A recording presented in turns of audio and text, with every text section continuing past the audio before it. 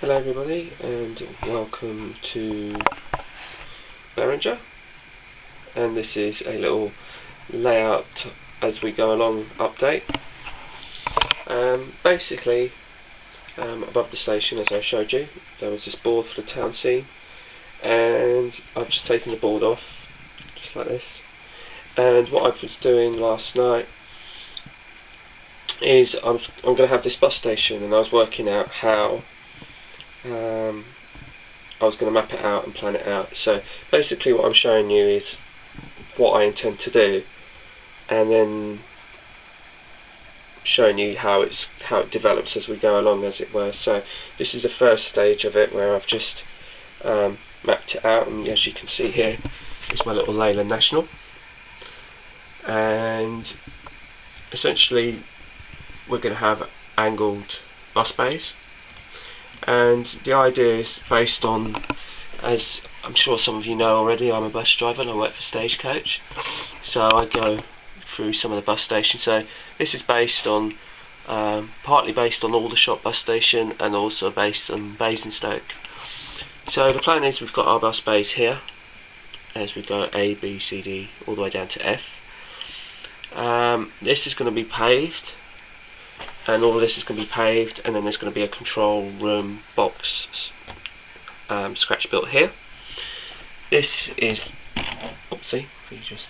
this bit here is going to be all painted in black, and basically if I just show you the sort of sequence as we come along, this is our main road, one of the main roads, and the bus will sort of come around here into the bus station, and it will go into one of the bays. And in this case it could be A, for example. Now when it reverses out, obviously it needs to reverse out, and as we do, we reverse out at an angle and reverse out back round, and then we're facing the outward bay to go out onto the main road again. So that's why we need all this space here. We have two additional bays here, one there, one here, which is parking. We then, as I've marked out here, is going to be a retaining wall here, and as you can see here we've got codes for the Metcalfe low relief house backs. So basically you'll see the back to the house of the gardens from this side here, and then we're going to have this section here is going to be an alleyway. I've got the measurements from the Metcalfe website, so they should just basically slot there and slot there. This will be another main road. This will lead towards the station, which I'll show you when I get around to doing that, and then this will be the main road going out. Here I'm not exactly sure what's going on here yet, but there might be some more low relief buildings and maybe another road that goes round. And I'm also thinking of a scratch building and office building, which I've seen in Farnborough on my travels, and in model form I think I could probably scratch build it with not a huge amount of difficulty, so I might have a go at that. So that's sort of the plan. So we're at the stage where I've just sort of planned it out a bit. I've just drawn what I think I'd like to happen and what I'd like to do, and obviously as it develops I will let you know. So stay tuned and see how it comes along. Bye for now. Well, hello and welcome back to Berringer, and this is the second part to the layout update, phase 2. And as you can see, this was the main board I was working on this morning, and as you can see I've painted the road and the bus station and the bays, and that's now all in.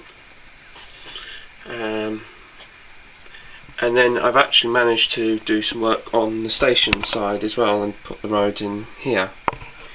Now I don't think you can really pick it up from the camera, but the paint I've used for this, which I think is ideal personally, is chalkboard paint, because it gives you that lovely texture of, it's not a gloss and it's not a matte, and it's just kind of like this really dull sort of finish, and it's not quite, although it seems it's black, it's not really, it just looks like it at the moment. and it gives it that nice sort of road sort of finish to it. So that's really come out really well, and I'm really pleased with that. So I followed the lines that I'd done earlier on, that I'd mapped out during the day, and as you can see, my Rapide coach is here on bay A, and my RCL is just slightly further down, and my National is at the back here, demonstrating one of the two bays at the back. Also, as you can see, I've still marked out where it's been marked out the the house backs for the Metcalf kits and the alleyway.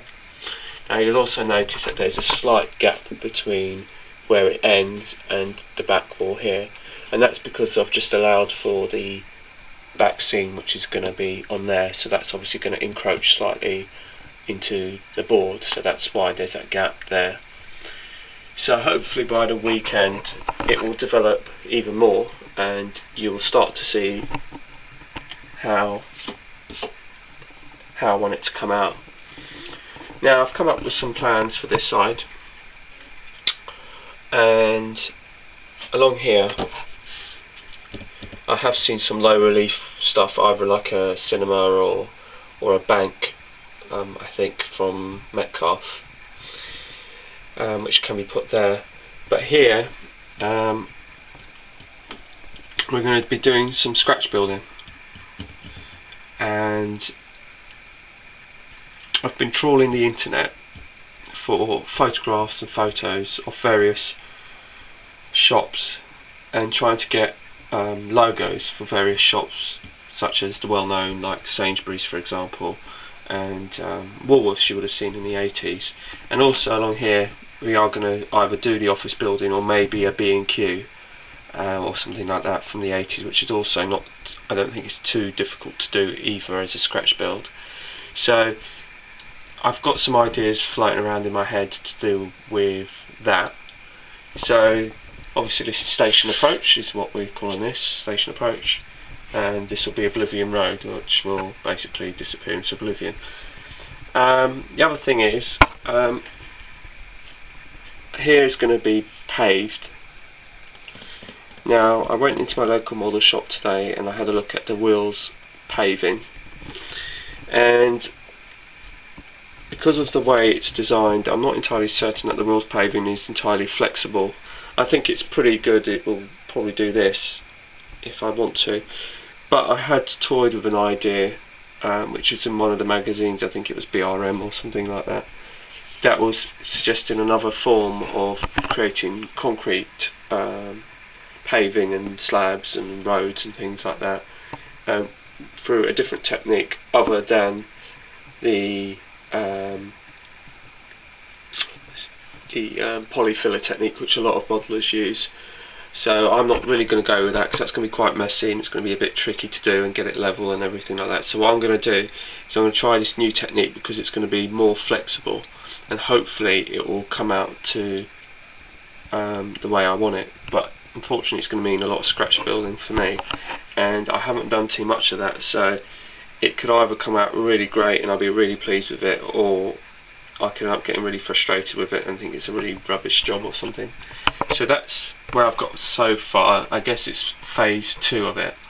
Now it's quite clever in the sense that by having this bus bay, bus station here I should say, the plan always was to have this as a lift out section to get to the track that's underneath.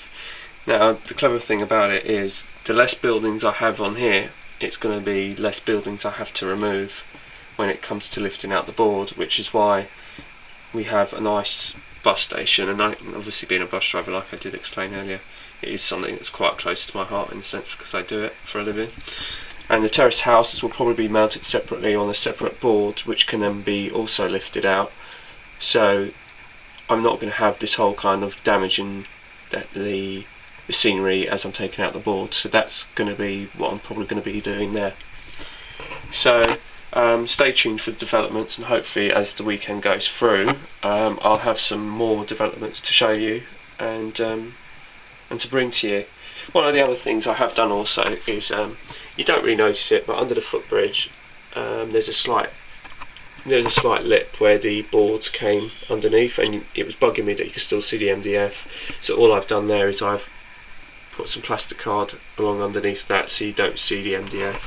But as far as the station is concerned, it hasn't changed that much, just because I've been working on this area. And there's a few sites to bring to your attention also. One of them is Google Images, and the other one is Flickr, Flickr.com.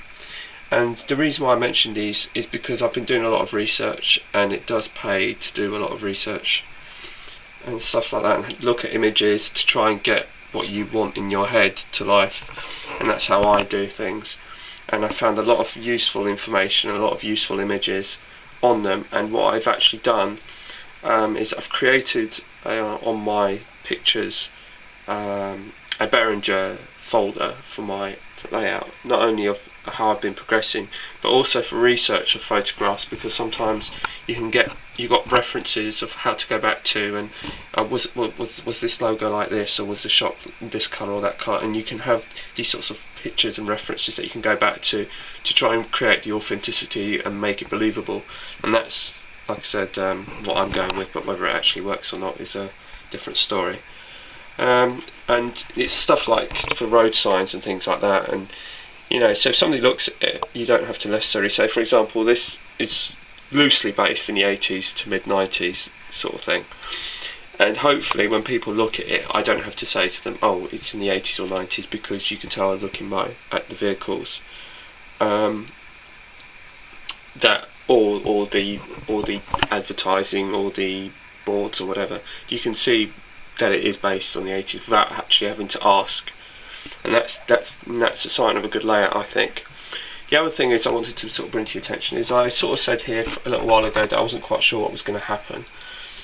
And another tip from me, if it's any use to anybody, is also if you've got an area like this that I had for a little while, and you don't know what to do with it, and you think to yourself, oh, well, don't feel pressured into sort of putting something there that you're not quite happy with.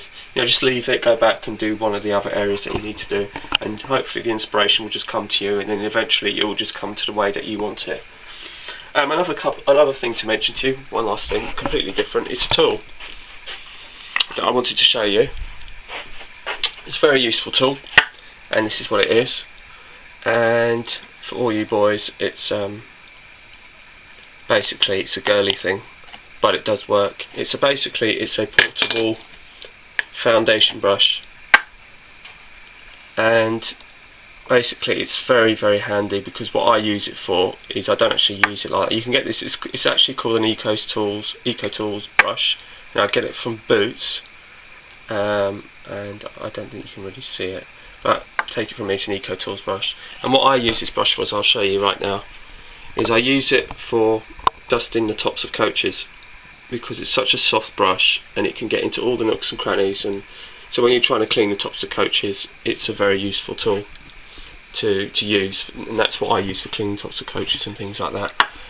So that's something that if any of you are interested in, like I said, it's from Boots, and you can just pick it up. Sorry, I'm just trying to. Another thing to use, which I think is a handy tool, is there's a little mini, which I'm considering buying, so I'll leave that there for a minute, is a little Henry portable vacuum cleaner, a little mini one that you can get from, I think they do it right now in